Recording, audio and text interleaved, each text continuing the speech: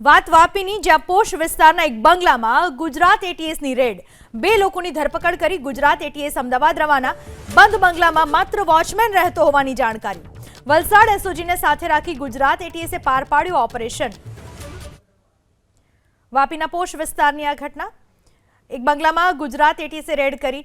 આ વિશે વધુ માહિતી આપવા આપણી સાથે જોડાઈ ચૂક્યા છે મારા સંવાદદાતા બ્રિજેશ. જે બંગલામાં રેડ કરવામાં આવી, કયા આધાર પર અને શું માહિતી સામે આવી છે એટીએસની રેડને લઈને?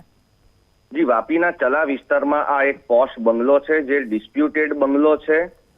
ત્યાં એક વોચમેન રાખવામાં આવ્યો હતો અને આ બંગલો બંધ હાલતમાં જ હતો. પોલીસને જે પ્રમાણે બાતમી મળી રહી હતી, ગુજરાત એટીએસ જે પ્રમાણે તપાસ કરી રહી હતી, જે માહિતી અત્યારે મળી રહી છે, આની અંદર વલસાડ એસઓજી અને દમણ પોલીસ પણ આ કાર્યમાં જોડાઈ હતી અને આ બંગલામાં રેડ કરવામાં આવી હતી. અને ત્યાંથી જે પ્રમાણે રો મટીરિયલ અને ડ્રગ બનાવવાની જે પ્રક્રિયામાં વપરાતા જે અન્ય કેમિકલ્સ છે તે જપ્ત કરવામાં આવ્યા છે. 2 લોકોની હાલ ધરપકડ કરવામાં આવી છે અને હાલ વધુ તપાસ એટીએસ કરી રહી છે. મુંબઈ સાથેનું કોઈ કનેક્શન છે કે કેમ તેની પણ આ સંદર્ભમાં તપાસ થઈ રહી છે.